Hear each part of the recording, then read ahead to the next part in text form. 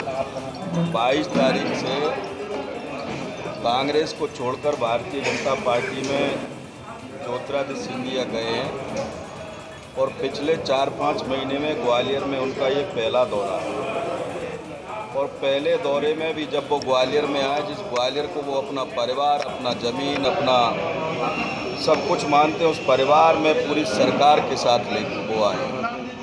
मैं ऐसा मान के चलता हूँ कि सिंधिया जी को मैं कल 2 दिन से उनके सारे के सारे स्पीच सुन रहा था, उनको मॉनिटरिंग कर रहा था।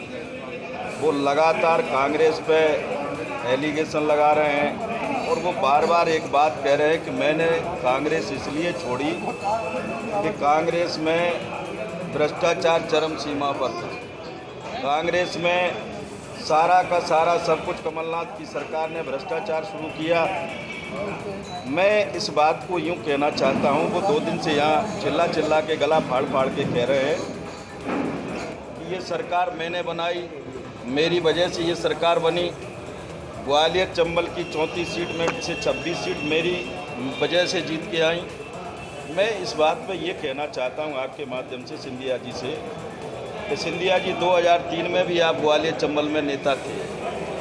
या तो ये स्वीकार करें कि मैं नेता नहीं था, उस समय कांग्रेस का एक छोटा सा पोलिंग बूथ लेवल का कार्यकर्ता था, या फिर वो ये स्वीकार करें कि उस समय मेरी कोई ग्वालियर चंबल में कोई मेरी इमेज नहीं थी।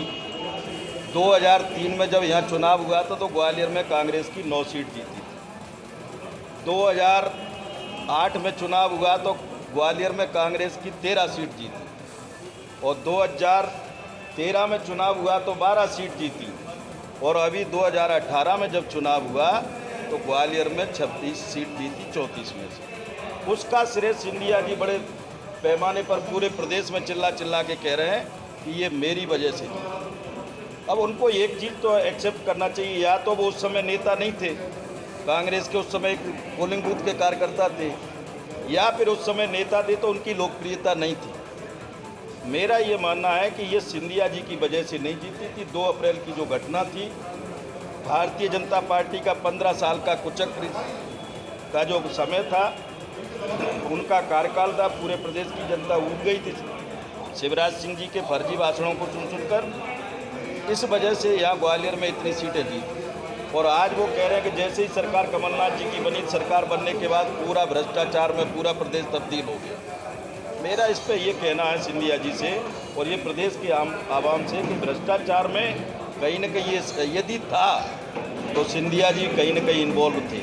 सिंधिया के 6 मंत्री थे, बड़े बड़े विभागों के मंत्री थे। यदि भ्रष्टाचार था तो क्या सिंधिया जी ने कभी अपने मंत्रियों से बात की थी क्या?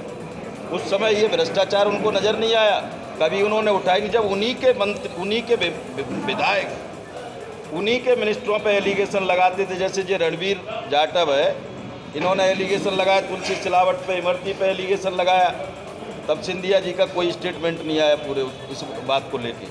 तो मैं ऐसा मान के चलता हूँ कि ये सिंधिया जी जो 2-3 दिन से यहाँ मेंबरशिप के नाम पर ग्वालियर में फर्जी मेंबरशिप करा रहे हैं। कई लोग ऐसे हैं जिन्होंने पार्टी में गए नहीं, नाम नहीं दिया, यहाँ सैकड़ों की तादाद में जो है फर्जी भारतीय जनता पार्टी में ज्वाइन कराने की बात कर रहे हैं। मैं ये सारे के सारे कीट पतंगे हैं, जितने भी ये भारतीय जनता पार्टी में ये नाम आ रहे हैं, कुछ एक को छोड़ के सारे कीट पतंगे हैं। और कीट पतंगे सीजन पे आके पैदा होते हैं और सीजन के अंत तक वो ख़त्म हो जाते हैं। ये वही कीट पतंगे